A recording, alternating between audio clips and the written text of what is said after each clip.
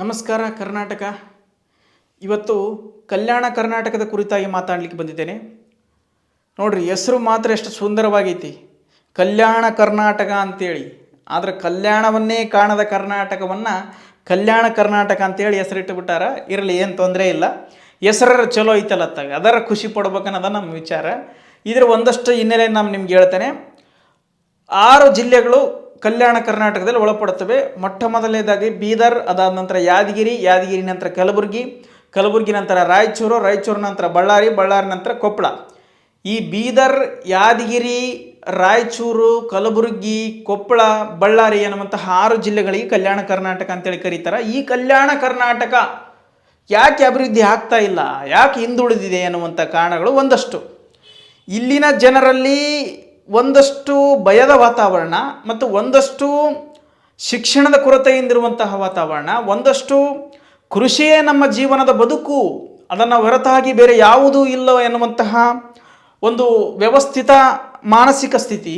ಹಾಗಾಗಿ ಎಲ್ಲವನ್ನು ನೋಡುವುದಾದರೆ ಇಲ್ಲಿ ಒಂದಷ್ಟು ಅಭಿವೃದ್ಧಿ ಕಾಣದೇ ಇರುವಂತಹ ಪರಿಸ್ಥಿತಿ. ಹಾಗಾಗಿ ಇಲ್ಲಿ ಶಿಕ್ಷಣದ ಕೊರತೆಯು ಕೂಡ ಬಹುದೊಡ್ಡದಾಗಿರ್ತಕ್ಕಂಥ ಸಮಸ್ಯೆ. ಈ ಎಲ್ಲ ಸಮಸ್ಯೆಗಳಿಂದ ಹೈದರಾಬಾದ್ ಕರ್ನಾಟಕ ಆಗಿರ್ಬೋದು ಅಥವಾ ಕಲ್ಯಾಣ ಕರ್ನಾಟಕ ಆಗಿರ್ಬೋದು ಅಭಿವೃದ್ಧಿ ಹೊಂದುತ್ತಿಲ್ಲ. ಮೊಟ್ಟ ಮೊದಲನೇದೇ ಹೈದರಾಬಾದ್ ಕರ್ನಾಟಕ ಯಾವ ರೀತಿಯಾಗಿ ಆಯಿತು ಅಥವಾ ಕಲ್ಯಾಣ ಕರ್ನಾಟಕ ಯಾವ ರೀತಿಯಾಗಿ ಇತ್ತು ಎನ್ನುವಂಥದ್ದನ್ನು ತಿಳ್ಕೊಳ್ಳೋದಾದರೆ, 1947ರಲ್ಲಿ ಭಾರತವು ಸ್ವಾತಂತ್ರ್ಯ ಕಂಡಾಗ ಈ ಒಂದು ಹೈದರಾಬಾದ್ ಕರ್ನಾಟಕವು ಅಥವಾ ಕಲ್ಯಾಣ ಕರ್ನಾಟಕವು ಭಾರತದೊಂದಿಗೆ ಸ್ವಾತಂತ್ರ್ಯ ಹೊಂದಲಿಲ್ಲ. ಅದು ಭಾರತದೊಂದಿಗೆ ಸ್ವಾತಂತ್ರ್ಯ ಹೊಂದಿದ್ದು 1948 ಸೆಪ್ಟೆಂಬರ್ 17ರಂದು, ಅಂದರೆ 13 ತಿಂಗಳುಗಳ ನಂತರ ಈ ಒಂದು ಹೈದರಾಬಾದ್ ಕರ್ನಾಟಕ ಅಥವಾ ಕಲ್ಯಾಣ ಕರ್ನಾಟಕ ಸಂಪೂರ್ಣವಾಗಿ ಸ್ವಾತಂತ್ರ್ಯವಾಯಿತು. ಅಲ್ಲಿಯವರೆಗೆ ಸ್ವಾತಂತ್ರ್ಯತೆಯನ್ನು ಹೊಂದಿರಲಿಲ್ಲ ಎನ್ನುವಂಥದ್ದು ಇವತ್ತಿನ ಇತಿಹಾಸ. ಆವತ್ತಿನ ದಿನಮಾನದಲ್ಲಿ ಸ್ವಾತಂತ್ರ್ಯ ಬಂದಂಥ ಸಂದರ್ಭದಲ್ಲಿ ನಮ್ಮ ಹೈದರಾಬಾದ್ ಕರ್ನಾಟಕದಲ್ಲಿ, ಅಂದರೆ ಕಲ್ಯಾಣ ಕರ್ನಾಟಕದಲ್ಲಿ ಇದ್ದಂತಹ ಹೈದರಾಬಾದ್ ನಿಜಾಮ, ನಾನು ಈ ಪ್ರದೇಶವನ್ನು ಆಳುತ್ತಿದ್ದೇನೆ, ಈ ಒಂದು 6 ಜಿಲ್ಲೆಗಳನ್ನು ಆಳುತ್ತಿದ್ದೇನಲ್ಲ, ಆವತ್ತಿನ ದಿನಮಾನದಲ್ಲಿ 4-5 ಜಿಲ್ಲೆಗಳಿದ್ದು, ಹಾಗಾಗಿ ಆ ಒಂದು ಜಿಲ್ಲೆಗಳನ್ನು ನನ್ನ ವಶಪಡಿಸಿದಲ್ಲಿ ನಾನು ಇಟ್ಕೋಬೇಕು ಎನ್ನುವಂಥ ಕಾರಣಕ್ಕಾಗಿ ನಾನು ರಾಜಪ್ರಭುತ್ವದೊಂದಿಗೆ ಆಳ್ವಿಕೆ ಮಾಡ್ತೇನೆ, ನಾನು ಸ್ವತಂತ್ರವಾಗಿರ್ತೇನೆ, ಯಾವ ಭಾರತದೊಂದಿಗೂ ಯಾವ ಪಾಕದೊಂದಿಗೂ ನಾನು ವಿಲೀನವಾಗುವುದಿಲ್ಲ. ಒಂದಷ್ಟು ಪ್ರಮುಖವಾಗಿ ಪಾಕಿಸ್ತಾನಕ್ಕೆ ಸೇರ್ಪಡೆ ಆಗಬೇಕೆನ್ನುವಂತಹ ಹುಚ್ಚುತನ, ಮಂಡುತನ ಮನಲಿತ್ತು. ಹಾಗಾಗಿ ಅಲ್ಲಿರುವಂತಹ ಒಂದಷ್ಟು ಜನರೆಲ್ಲ ಆ ನಿಜಾಮನ ವಿರುದ್ಧ ದಂಗೆ ಎದ್ದಾಗ, ಒಂದಷ್ಟು ದಂಗೆ ಎದ್ದಿರುವಂತಹ ಜನರನ್ನು ಹತೋಟಿಯಲ್ಲಿ ಇಟ್ಟುಕೊಂಡಿರುವಂಥ ನಿಜಾಮ ಕೊನೆಗೆ ಸರ್ದಾರ್ ವಲ್ಲಭಭಾಯಿ ಪಟೇಲ್ರವರು ಈ ಒಂದು ಹೈದರಾಬಾದ್ ಕರ್ನಾಟಕವನ್ನು ತಮ್ಮ ಭಾರತದಲ್ಲಿ ವಿಲೀನ ಮಾಡಿಕೊಂಡ್ರು. ಹಾಗೆ ಇದರ ಒಂದು ಇತಿಹಾಸವನ್ನು ತಿಳ್ಕೊಂಡ್ರಿ. ಈಗ ಪ್ರಸ್ತುತ ತಿಳ್ಕೊಳ್ಳೋದಾದ್ರೆ, ಈ ಒಂದು ಕಲ್ಯಾಣ ಕರ್ನಾಟಕದಲ್ಲಿ ಅಭಿವೃದ್ಧಿ ಆಗುತ್ತಿಲ್ಲ ಯಾಕೆ, ಮತ್ತು ಅಭಿವೃದ್ಧಿ ಮಾಡಬೇಕಂತಲೇ 371 ಕಲಾಂ ವಿಧಿಯನ್ನು ಜಾರಿಗೆ ತಂದರು. ಅದರ ಮೂಲಕ ಮಾನವ ಸಂಪನ್ಮೂಲಗಳನ್ನು ಹೆಚ್ಚಿಸುವುದಾಗಿರಲಿ ಅಥವಾ ಮಾನವನಿಗೆ ಉದ್ಯೋಗವನ್ನು ನೀಡುವುದಾಗಲಿ ಅಥವಾ ಶಿಕ್ಷಣವನ್ನು ಅಭಿವೃದ್ಧಿಪಡಿಸುವುದಾಗಲಿ, ಇನ್ನಷ್ಟು ಕೇವಲ ಅಭಿವೃದ್ಧಿಯನ್ನು ಮಾಡಲಿಕ್ಕೋಸ್ಕರನೇ ಆ ಒಂದು 371 ವಿಧಿ ಕಲಾಮನ್ನು ಜಾರಿಗೆ ತಂದರು. ಆದರೆ ಇವತ್ತು ನಡೀತಾ ಇರೋದೇನು, ಯಾವುದೂ ಕೂಡ ಅಭಿವೃದ್ಧಿ ಆಗುತ್ತಿಲ್ಲ. ಕೇವಲ ಒಂದಷ್ಟು ರಾಜಕಾರಣಿಗಳಿಗೆ ಹೆಸರನ್ನು ತಂದುಕೊಟ್ಟಿತ್ತು, ಕೇವಲ ಒಂದಷ್ಟು ಯುವಕರಿಗೆ ಒಂದಷ್ಟು ಶಿಕ್ಷಣವನ್ನು ಮತ್ತಷ್ಟು ದೊಡ್ಡ ಮಟ್ಟಿಗೆ ಕಲೀಲಿಕ್ಕೆ ಉಪಯೋಗ ಆಯಿತೇ ಹೊರತಾಗಿ ಬೇರೆ ಯಾವುದಕ್ಕೂ ಉಪಯೋಗ ಆಗಿಲ್ಲ. ಇಲ್ಲಿರುವಂಥ ಜನರಿಗೆ ಮೂಢಾಚಾರಗಳು, ಮೂಢನಂಬಿಕೆಗಳು ಇನ್ನೂ ಕೂಡ ಪ್ರಸ್ತುತ ನಡೀತಾ ಇದ್ದಾವೆ.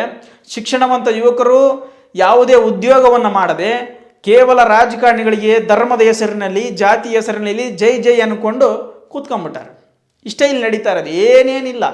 ಅದನ್ನು ಮುಖ್ಯಮಂತ್ರಿಗಳಾಗಿರಲಿ ಅಥವಾ ಉಪಮುಖ್ಯಮಂತ್ರಿಗಳಲ್ಲಿ ಇದನ್ನು ಯಾವುದೇ ಸರ್ಕಾರ ಬಂದಾಗಲೂ ಕೂಡ ಒಂದಿಷ್ಟು ಅಭಿವೃದ್ಧಿ ಮಾಡಬೇಕು ಎನ್ನುವಂಥ ಕಾರಣಕ್ಕೋಸ್ಕರ ಈ ಕಡೆ ಒಂದಷ್ಟು ಉದ್ಯೋಗ ನೀಡುವಂತಹ ಕಂಪನಿಗಳನ್ನು, ಉದ್ಯೋಗ ನೀಡುವಂಥ ಸಂಸ್ಥೆಗಳನ್ನು ಈ ಕಡೆಗೆ ತಂದು ಹಾಕಲಿಲ್ಲ. ಹಿಂದೆ ನೀವು ಉದಾಹರಣೆಯಾಗಿ ನೋಡೋದಾದರೆ IIT ಸಂಸ್ಥೆ ಈ ಒಂದು ರಾಯಚೂರಿಗೆ ಬರಬೇಕಾಗಿತ್ತು, ಬರಲಿಲ್ಲ. ಕಾರಣ ಇಲ್ಲಿ ಮೂಲಭೂತ ಸೌಕರ್ಯಗಳಿಲ್ಲ, ಸರಿಯಾದ ರಸ್ತೆಗಳಿಲ್ಲ, ಸರಿಯಾದ ಏರ್ಪೋರ್ಟ್ಗಳಿಲ್ಲ, ಸರಿಯಾದಂಥ ಸಂಪನ್ಮೂಲಗಳಿಲ್ಲ ಎನ್ನುವಂಥ ಕಾರಣಕ್ಕಾಗಿ ಅದನ್ನು IITಯನ್ನು ತಗೊಂಡೋಗಿ ಧಾರವಾಡದಲ್ಲಿ ಮಾಡಲಾಯಿತು.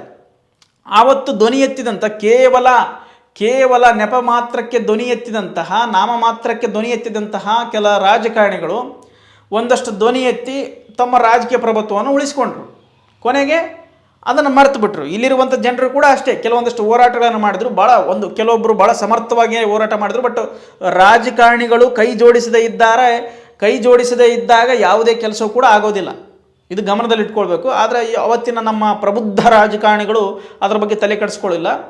ಈಗ ಏನು ಮಾಡ್ತಾ ಇದ್ದಾರೋ ನನಗಂತೂ ಗೊತ್ತಿಲ್ಲ. ಆದರೂ ಕೂಡ ಇಲ್ಲಿ ಹಳ್ಳಿಗಳಲ್ಲಿ ಇನ್ನಷ್ಟು ಕೂಡ ರಸ್ತೆಗಳು ಪೂರಾ ಹದಿಗೆಟ್ಟಿವೆ, ನೀರಾವರಿ ಸೌಲಭ್ಯವೂ ಅಷ್ಟೊಂದು ಮುಂದುವರಿಯುತ್ತಿಲ್ಲ ಮತ್ತು ಮೂಲಭೂತ ಸೌಕರ್ಯಗಳು ಅಷ್ಟು ಸುಲಭವಾಗಿ ಸಿಗುತ್ತಿಲ್ಲ. ಕಾರಣ ಇಷ್ಟೇ, ಇಲ್ಲಿರುವಂತಹ ರಾಜಕಾರಣ ಅಥವಾ ರಾಜಕೀಯ ವ್ಯಕ್ತಿಗಳು ಮತ್ತು ರಾಜಕೀಯ ಹಿಂಬಾಲಕರು ಅಥವಾ ರಾಜಕೀಯ ನಾಯಕರ ಹಿಂಬಾಲಕರು ಅಂತ ಹೇಳ್ಬೋದು.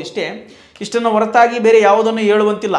ಮತ್ತು ಇಲ್ಲಿರುವಂಥ ಪೋಷಕರು ಯಾವ ರೀತಿಯಾಗಿದ್ದಾರೆ ಅಂದರೆ ಸರ್ಕಾರಿ ನೌಕರಿ ಒಂದೇ ಜೀವಮಾನಕ್ಕೆ, ಅದನ್ನು ಬಿಟ್ಟರೆ ನಮಗೆ ಬದುಕು ನಡೆಯಂಗಿಲ್ಲ, ಇಲ್ಲ ಕೃಷಿ ಮಾಡಬೇಕು, ಬೇರೆ ಬೇರೆ ಉದ್ಯೋಗವನ್ನು ಮಾಡುವಂತಹ ಮತ್ತು ಇನ್ನಷ್ಟು ಹುದ್ದೆಗಳನ್ನು ಸೃಷ್ಟಿ ಮಾಡುವ, ಉದ್ಯೋಗ ಮಾಡುವುದರ ಜೊತೆಗೆ ಉದ್ಯೋಗವನ್ನು ನೀಡಬೇಕು ಎನ್ನುವಂತಹ ಕಲ್ಪನೆ ಇಲ್ಲಿ ಯಾರಿಗೂ ಇಲ್ಲ. ಕೇವಲ ಅವರಿಗೆ ನಾವು ಉದ್ಯೋಗ ಮಾಡಬೇಕು, ದುಡಿಬೇಕು, ಜೀವನ ಮಾಡಬೇಕು, ಇಲ್ಲ ಅದು ಬಿಟ್ಟರೆ ಕೃಷಿ ಮಾಡಬೇಕು. ಪ್ರೈವೇಟ್ ಕಂಪ್ನಿಗಳಲ್ಲಾಗಿರ್ಬೋದು ಅಥವಾ ಖಾಸಗಿ ಕಂಪ್ನಿಗಳನ್ನು ಸೃಷ್ಟಿ ಮಾಡುವುದಾಗಿರ್ಬೋದು, ಖಾಸಗಿ ಕಂಪ್ನಿಗಳಲ್ಲಿ ಮಕ್ಕಳಿಗೆ ಉದ್ಯೋಗಕ್ಕೆ ಕಳಿಸುವಂಥದ್ದನ್ನು ಮುಂದುವರಿತಾ ಇಲ್ಲ ಅಥವಾ ಮಾಡ್ತಾ ಇಲ್ಲ. ಅವರು ದೊಡ್ಡ ಧೈರ್ಯವನ್ನು ಮಾಡ್ತಾ ಇಲ್ಲ, ಅದೆಂಥ ದೊಡ್ಡ ದುರಂತವೋ ಗೊತ್ತಿಲ್ಲ. ಒಟ್ಟಾರೆಯಾಗಿ ಕಲ್ಯಾಣ ಕರ್ನಾಟಕ ಕೇವಲ ಕಲ್ಯಾಣ ಎನ್ನುವಂಥ ಹೆಸರಿನೊಂದಿಗೆ ಇದೆ ಹೊರತಾಗಿ ಕಲ್ಯಾಣವನ್ನು ಕಂಡಿಲ್ಲ ಎನ್ನುವಂಥದ್ದು ನನ್ನ ವಾದ. ಹಾಗೆ ಮತ್ತಷ್ಟು ವಿಚಾರಗಳನ್ನು ತೆಗೆದುಕೊಳ್ಳೋದಾದರೆ ಇಲ್ಲಿ ಯಾವುದೇ ಒಬ್ಬ ಶಿಕ್ಷಣವಂತ ತನ್ನ ಒಂದು ಶಿಕ್ಷಣಕ್ಕೆ ತಕ್ಕಂತೆ ಮತ್ತು ತನ್ನ ಶಿಕ್ಷಣ ವಿದ್ಯೆಗೆ ಕೊಡುವಂಥ ಗೌರವ ಕಡಿಮೆ.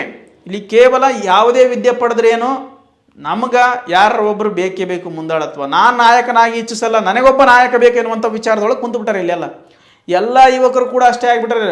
ಭಾಳ 90% ಯುವಕರು ನಾವು ಮುಂದಕ್ಕೆ ಹೋದ್ರೆ ನಡೆಯಂಗಿಲ್ಲ, ನಮಗೊಬ್ಬ ರಾಜಕಾರಣಿ ಬೇಕು, ನಮಗೊಬ್ಬ ನಾಯಕ ಬೇಕು ಎನ್ನುವಂತಹ ವಿಚಾರದೊಳಗೆ ಕುಂತುಬಿಟ್ಟಾರೆ. ಯಾರು ಕೂಡ ಮುನ್ನುಗ್ಗಂಗಿಲ್ಲ. ಒಂದು ಗಾಡಿ, ಒಂದು ಚಲೋತ್ನಾಗಿ ಬೆಳ್ಳನ ಬಟ್ಟೆ, ಚಲೋತ್ನಾಗಿ ಊಟ, ಒಂದು ಬಕೊಂಡದಾಗ ಒಂದು 200 ಬಿಟ್ಟು ಒಂದು 500 ಇದ್ದು ಬಿಟ್ರೆ ಮುಗಿದೋಯ್ತು ಕತೆ, ಕಲಾಸ್. ನನ್ನಂಥ ಹೀರೋ ಯಾವನಿಲ್ಲ ಅನ್ಕೊಂಬಿಡೋದು. ಭಾಳ ಅಸಡ್ಡೆತನದಿಂದ ತಾವು ಮುನ್ನುಗ್ಗಲ್ಲ. ಯಾವುದೋ ಒಬ್ಬ ರಾಜಕಾರಣಿ ಕೈಗಳ ಕೆಲಸ ಮಾಡೋದು, ಅದಾದ ನಂತರ ಆತನ ಮಗನ ಕೈ ಕೆಲಸ ಮಾಡೋದು, ಅದನ್ನ ನಂತರ ಆತನ ಮೊಮ್ಮಗನ ಕೈ ಕೆಲಸ ಮಾಡೋದು, ಇಷ್ಟೇ ಹೊಂಟು ಬಿಟ್ಟಾರೆ ಯುವಕರು.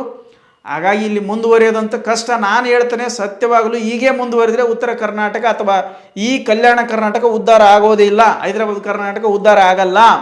ಯಾಕಪ್ಪ ಅಂತಂದರೆ ಇವರೆಲ್ಲ ರಾಜಕಾರಣಿಗಳು ಕೈಗೊಂಬೆಗಳು ಅಥವಾ ರಾಜಕಾರಣಿಗಳ ಜಾತಿ ಆಧಾರಿತವಾಗಿ, ಧರ್ಮದ ಆಧಾರಿತವಾಗಿ ಓಟನ್ನು ಹಾಕುವಂಥ ಸಂದರ್ಭ ಇಲ್ಲಿ ಸೀಮಿತವಾಗಿಬಿಟ್ಟಿದೆ. ಕೇವಲ ನಮ್ಮ ಜಾತಿಯವರು ನಾವು ಓಟ್ ಹಾಕ್ಬೇಕು, ನಾವು ಗೆಲ್ಲಿಸ್ಬೇಕಾತ, ಅಭಿವೃದ್ಧಿ ಮಾಡಲಿ ಬಿಡಲಿ, ನಾವು ಪ್ರಶ್ನೆನೇ ಮಾಡಬಾರ್ದು. ಮತ್ತೆ ಪ್ರಶ್ನೆ ಮಾಡೋಂಗಿಲ್ಲ. ಪ್ರಶ್ನೆ ಮಾಡ್ತಪ್ಪ ಅಂದ್ರೆ ಅವನನ್ನು ಒಂದು ರೀತಿಯಿಂದ ಕಟ್ಟುಪಾಡುಗಳಿಗೆ ಸಿಗಿಸಿಬಿಡೋದು. ಅದು ಇದು ಅಂತ ತೊಂದರೆ ಮಾಡಿ ಅವನಿಗೆ ಕಿರಿಕಿರಿ ಮನೆಯಾಗ ಕುಂದಿರಿಸಿಬಿಡೋದು. ಆ ರೇಂಜಿಗೆ ನಡೀತಾ ಇದೆ. ಯಾವ ರೀತಿಯಾಗಿ ಮುಂದೆ ಸಾಗುತ್ತೋ ಗೊತ್ತಿಲ್ಲ. ಮುಂದಿನ ದಿನಮಾನಗಳಲ್ಲಿ ಏನಾದರೂ ಭಾಳ ದೊಡ್ಡದಾಗಿರ್ತಕ್ಕಂಥ ಒಂದು ಭವಿಷ್ಯ ಕಾಣ್ಬೋದೇನೋ ಗೊತ್ತಾಗ್ತದೆ. ಈಗಿನ ಸದ್ಯ ಮಟ್ಟಿಗೆ ಉದ್ಧಾರ ಆಗಲ್ಲ ಎನ್ನುವಂಥದ್ದು ನನ್ನ ಅಭಿಪ್ರಾಯ. ನಿಮ್ಮ ಅಭಿಪ್ರಾಯ ಏನಾದರೂ ಇದ್ದರೆ ತಿಳಿಸ್ಕೊಡ್ರಿ, ಕಮೆಂಟ್ ಮುಖಾಂತರ ತಿಳಿಸ್ರಿ. ಇಷ್ಟು ಹೇಳಿ ಈ ಮಾತುಗಳನ್ನು ಮುಗಿಸ್ತಾ ಇದ್ದೀನಿ. ಧನ್ಯವಾದಗಳು.